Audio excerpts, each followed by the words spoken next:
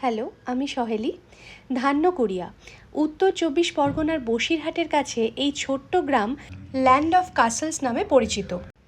কারণ খুব অল্প দূরত্বের মধ্যেই এখানে গড়ে উঠেছিল একাধিক জমিদার পরিবারের বিশাল প্রাসাদ। ১৮০০ থেকে ১৯০০ শতকের মধ্যে এখানে প্রধানত ৬টি জমিদার পরিবার বসবাস করতেন। তার মধ্যে উল্লেখযোগ্য হল বল্লভ, সাউ এবং গায়েন পরিবার।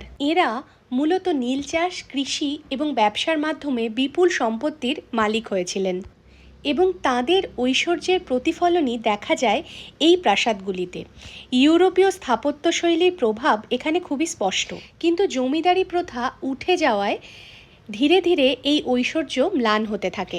বর্তমানে ৩টি জমিদার বাড়ি মোটামুটি ভালো অবস্থায় রয়েছে, আর বাকি ৩টির ধ্বংসাবশেষ রয়েছে এখানে। তাই ধান্যকুড়িয়া শুধু কিন্তু একটা গ্রাম নয়, এটা বাংলার জমিদারি ইতিহাসের একটি জীবন্ত দলিল, যেখানে খুব কাছ থেকে দেখা যায় কিভাবে গ্রাম বাংলার মাটিতে ইউরোপীয় স্থাপত্য আর বাঙালির ঐতিহ্য একসাথে মিশে গিয়েছিল।